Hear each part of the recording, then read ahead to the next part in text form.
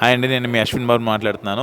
Congratulations to the Volga videos. Congrats Volga videos 17 million subscribers. Please subscribe. మీరు మాకు help చేస్తారా? మీరు చెప్పేదంత ఈజీ కాదు. How is it possible? మనం చేయగలం సార్. మనకి ఈ పని చేయడానికి చెడ్డ వాళ్ళేం అక్కర్లేదు, మంచి వాళ్ళే కావాలి.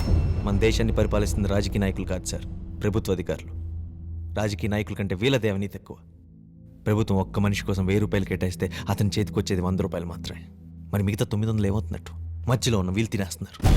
దేని గురించి తెలియని కనీస ఇంగిత జ్ఞానం లేని ఎందుకు పనికిరాని వాళ్ళందరికీ మనం ఓట్లేసేసి ఎమ్మెల్యేని ఎంపీలని చేస్తుంటే వాళ్ళని గైడ్ చేయాల్సింది ఎవరు సార్? ఈ ప్రభుత్వ అధికారులుగా సార్. రాజకీయ నాయకుడు ఆయుష్ 5 ఏళ్ళు సార్, మరి ప్రభుత్వ అధికారిది 58 ఏళ్ళ వరకు ఉంటుంది. మరి అలాంటప్పుడు ఎవరికి సార్ ఎక్కువ రెస్పాన్సిబిలిటీ ఉండాలి? సార్ ప్రతి గవర్నమెంట్ ఆఫీస్లో 4 మంచోళ్ళు ఉంటారు సార్. సుత్తి సుబ్రహ్మణ్యం, హరిశ్చంద్రుడు కజిన్ బ్రదర్, నసగాడు, వేస్ట్ ఫెలో అని పేర్లు పెట్టి ఇన్సల్ట్ చేసి పక్కకు నెట్టేస్తారు సార్. అలాంటి మంచోళ్ళు తక్కువ మంది ఉన్నారు సార్. వాళ్ళు చీమల్లా పుట్టులుగా పెరిగిపోతున్న చెడ్డాలతో పోరాడి గెలవలేరు సార్. కానీ వాళ్ళకి లోపల ఒక ఫీలింగ్ ఉంటుంది సార్, మనం నిజాయితీగా ఉంటున్నాం కానీ మనకు మర్యాద లేదు. తప్పులు చేస్తున్న వాళ్ళు మాత్రం సంతోషంగా ఉంటున్నారని ఒక కోపం ఉంటుంది, ఒక బాధ ఉంటుంది. ఆ కోపం మనకు సాయం చేస్తుంది, ఆ బాధ మనకు అండగా నిలబడుతుంది. వాళ్ళే మన ఆయుధం అవుతారు. ఏంటయ్యా ఇది? తాగండి సార్, మాట్లాడదాం. నీ టీ డబ్బులు నువ్వు ఇచ్చుకోవాలి, నా టీ డబ్బులు నేను ఇచ్చుకుంటాను. ఓకే? ఈ పేపర్లన్నీ కరెక్ట్ లేవు, నేను సైన్ చేయను. సార్ మీతో కొంచెం పర్సనల్గా మాట్లాడాలి.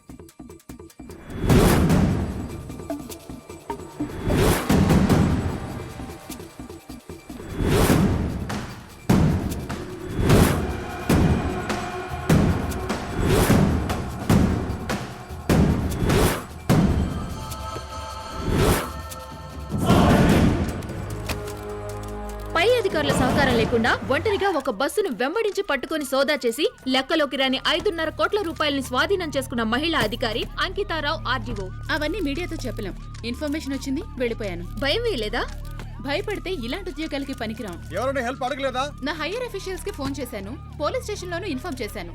కానీ ఎవరు టైంకి రాలేదు. ఎందుకంటే ఇది ఎవరి డబ్బు అనేది అందరికీ తెలుసు, మీకు కూడా తెలుసుగా. ఎన్నికలు సమీపించే తరుణంలో నిజాయితీ పరులైన అధికారులను చూడడమే సంతోషంగా ఉంది. ఇంకా అక్కడక్కడ నిజాయితీ పరులైన అధికారులు ఉన్నారు. అలాంటి వాళ్లు ఉండడం వల్లే ప్రభుత్వ యంత్రాంగం పనిచేస్తూనే ఉంది. చెడ్డవాళ్లను చూసి చూసి బెదిరిపోయిన ప్రజలకి మంచి వాళ్లను గుర్తించి పరిచయం చేసే ఏకైక కార్యక్రమమే మీ నిప్పుల ఉప్పెన. 37 ఏళ్ల సర్వీస్ సార్, 99 ట్రాన్స్ఫర్లు. రిటైర్ అయ్యే లోపల సెంచరీ కొట్టేస్తాను. మాకు పిల్లలు లేరు కాబట్టి నేను మా ఆవిడ ఎక్కడికైనా వెళ్ళిపోతాం. కానీ పిల్లలు ఉన్న వాళ్ళ సంగతి ఏంటి? వాళ్ళ చదువు సంగతి ఏంటి? వాళ్ళ ఫ్యూచర్ సంగతి ఏంటి? జాయిన్ అయిన కొత్తలో అందరూ స్ట్రైట్ ఫార్వర్డ్ గానే ఉంటారు, కానీ పక్కనున్న వాళ్ళే వాళ్ళని ప్రోత్సహించి చెడగొడుతుంటారు. మమ్మల్ని ఫుట్బాల్ లాగా తంతున్నారండి. ఎన్నిసార్లు నన్ను చంపడానికి ట్రై చేశారో తెలుసా? సార్ నాకు ఒక్కగానొక్క కొడుకు సార్. స్కూల్కి వెళ్తున్నప్పుడు కిడ్నాప్ చేసి చంపేశారు. ఒక్క సంతకం చేయనందుకే. వాడంటే నాకు ప్రాణం సార్. అప్పటి నుంచి నా భార్యకి మతి స్థిమితం లేదు, శవల్లా బతుకుతోంది సార్. ఇది జరిగి ఇప్పటికి 18 సంవత్సరాలైంది, ఇంకా తీర్పు రాలేదు. ఆ కిడ్నాప్ చేసిన వాళ్ళు ఒకటి చచ్చిపోయాడు కూడా. ఇంకా తీర్పు వస్తాయండి, రాపోతాయండి సార్. ఆలస్యంగా జరిగే న్యాయం అన్యాయంతో సమానం సార్. న్యాయానికి కూడా కులం కావాలి సార్. అది ఇప్పటికి ఇంకా టార్చర్ చేస్తూనే ఉన్నారు సార్. అయినా నేను మారలేదు సార్, మారను కూడా, మారను సార్. లంచాలు తీసుకోవడంలో ఉన్న సిన్సియారిటీ, తెలివితేటలు చేసే పనులు చూపిస్తే మనం ఉండే చోటు స్వర్గం అవుతుంది సార్. సార్ నిజాయితీగా బతికే వాళ్ళం ఇంకా ఉన్నాం సార్, కానీ అక్కడక్కడ ఉన్నాం. మేమే కాదు, మాలాంటి వాళ్ళు ఇంకా చాలా మంది ఉన్నారు. అందరినీ ఒకటి చేద్దాం. తమ్ముడు, నిజాయితీగా పనిచేసే గవర్నమెంట్ అధికారులందరూ ఒకటైతే ఏం జరుగుతుందో చూపిద్దాం. గుడ్. నెక్స్ట్ సీతాలక్ష్మి మీట్ అవ్వండి. సీతాలక్ష్మి. నా సీతాలక్ష్మి గారు, నేను రామాచారి. అయితే అయితే అరవింద్, రాజా చెప్పారు రండి, లోపలికి రండి. బీరో లోపలికి రమ్మంటుందేంట్రా? రా. ఈ ఒక్క పని ఎంతసేపు చేస్తావు? త్వరగా చెయ్యి. Okay madam. ఇంకా ప్యాక్ చేయలేదా? అయిపోయిందండి. ఎంతసేపు క్లీన్ చేస్తావు? టైం లేదు, త్వరగా చెయ్యి. అలాగేనమ్మా. అలాగే కాదు కానీ.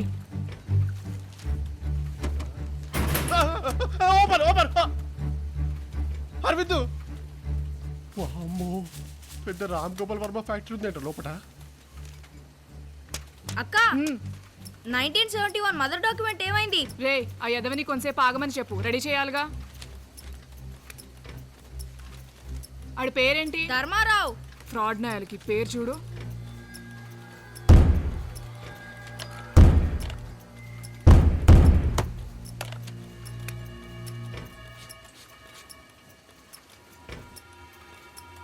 సార్ ఇటు రండి, చెయ్యి ఇవ్వండి.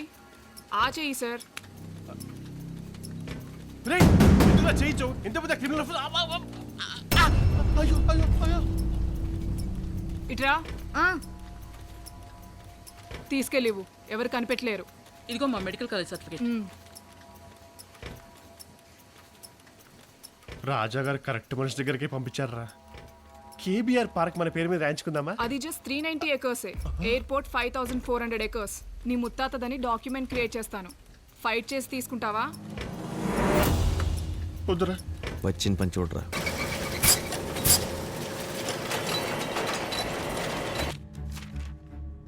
నిజాయితీగా ఎందుకు ఉండాలి సార్?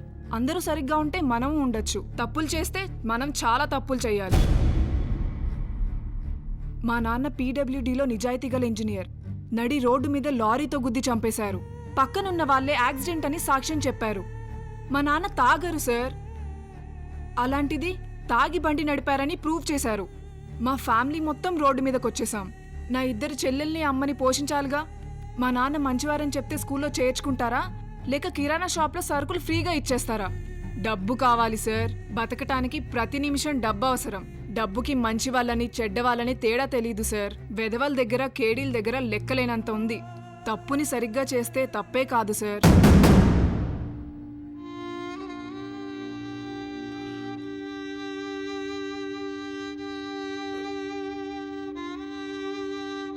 సీత దేవి ఈ రామ. ఆపు. అరవింద్, మీరు అడిగిన డాక్యుమెంట్స్ అన్నీ ఫేక్గా రెడీ చేయాలి, అంతేగా? కాదు, అన్నీ ఒరిజినల్సే కావాలి. అందరి చేత సంతకాలు పెట్టించాలి. ఎవిడెన్స్ స్ట్రాంగ్గా ఉండాలి. అది ఇంకా ఈజీ. మీరు జీహెచ్కి వెళ్ళండి. అక్కడ సీను అనే ఒక ప్యూన్ ఉంటాడు, వాడిని కలవండి. ఎవరు? నేనే సీను. ఏం కావాలి?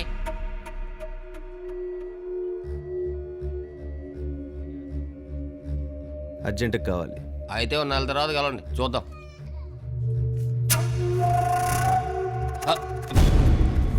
1 వీక్లో రండి, చేసి పెడతాను. 2 రోజుల్లో పని అయిపోద్ది. ఇంకేం సార్ నుంచున్నారు? కూర్చోండి, నేనెళ్ళి 10 నిమిషాలు అరేంజ్ చేస్తాను. ఏమా పిల్లల్ని అక్కడ పడుకోబెట్టావు? ఇదేనా బాబురావు లాజ్ అనుకున్నావా? నువ్వు కూడా లే. ఏంటి సీను, బిజినెస్ చాలా జోరు మీద ఉన్నట్టుంది. నువ్వు కూడా పేషెంట్స్కి ఇవ్వాల్సిన మందులు అమ్ముకుంటున్నావు. నేను ఎప్పుడైనా అడిగానా? మరి డాక్టర్ సంగతి? మనం కోటా ఓకే, వాడు వాట ఎలా? ఎక్కడుంటారో చెప్పు, నేనే వచ్చేస్తా. ఆయన చాలా మంచోడు, నువ్వు ఇస్తే తీసుకోడు.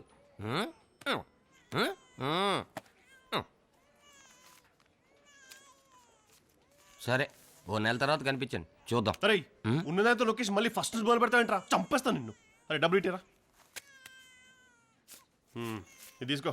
చలు. మా సార్ సంతకాలు పెట్టడానికే పుట్టాడు. పదరా. పేరుకే గవర్నమెంట్ హాస్పిటల్, కానీ ప్రతిదానికి డబ్బులు అడుగుతున్నారు పెద్దలు.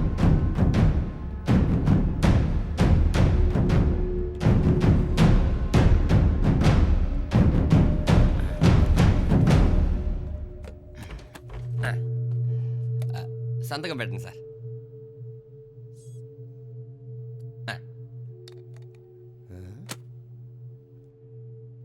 ఓ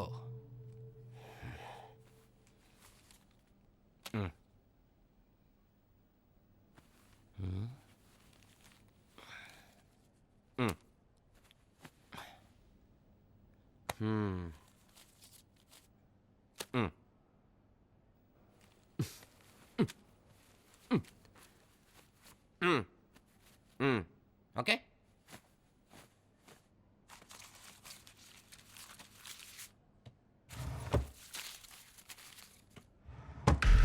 ఈ మధ్య తమిళనాడులో ఎంపీ ఎమ్మెల్యేలకి ఒకడు డెత్ సర్టిఫికేట్ తీసుకోలేదా? లీగల్గా వెళ్ళుండొచ్చుగా. లాగి విషయాన్ని దాచేస్తారు సార్. ఇప్పుడు ఏం చేద్దాం? జనాలకు చెప్పాలి, వాళ్ళకి తెలియాలి. వాళ్ళ సపోర్ట్ తోటే మనం కోర్టుకు వెళ్ళాలి సార్. వాస్తవంగా లేని ఒక మనిషికి birth certificate, school certificate, community certificate, driving licence, ration card, voter ID మొదలుకొని పాస్పోర్ట్ వరకు అన్నీ ఇవ్వబడ్డాయి. పైగా బలాత్కారం చేసినట్టు ఎఫ్ఐఆర్ ఫైల్ చేసి ఆ కేసు కోర్టుకెళ్లి దానికి అరెస్ట్ వారెంట్ కూడా ఇవ్వబడింది. ఈ పత్రాలన్నీ పద్ధతి ప్రకారం తీసుకోబడ్డాయి. పూర్తిగా చదవకుండానే, పత్రాలను పరిశీలించకుండానే కేవలం డబ్బే ప్రాధాన్యంగా ఎందుకు సంతకం పెడుతున్నామో, ఎక్కడ సంతకం పెడుతున్నామో తెలియకుండా గుడ్డిగా సంతకం పెట్టించారు మన ప్రభుత్వ అధికారులు. ఈ పత్రాలను సేకరించుటకై ఒక్కొక్క శాఖకు ఎంత ముట్ట చెప్పబడిందన్న దానికి నిజం టీవీ దగ్గర పూర్తి ఆధారాలున్నాయి. మరి దీనికి ప్రభుత్వ అధికారులు ఏం సమాధానం చెప్తారో మనం వేచి చూడాలి. మన దేశంలో లంచగొండితనానికి, అవినీతికి భేదాలు, హోదాలు లేవు.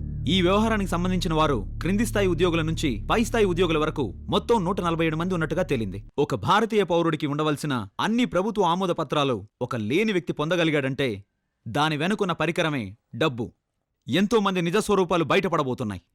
నిజం గెలుస్తుందా? అవినీతి గెలుస్తుందా? నిర్ణయం మీ చేతుల్లో.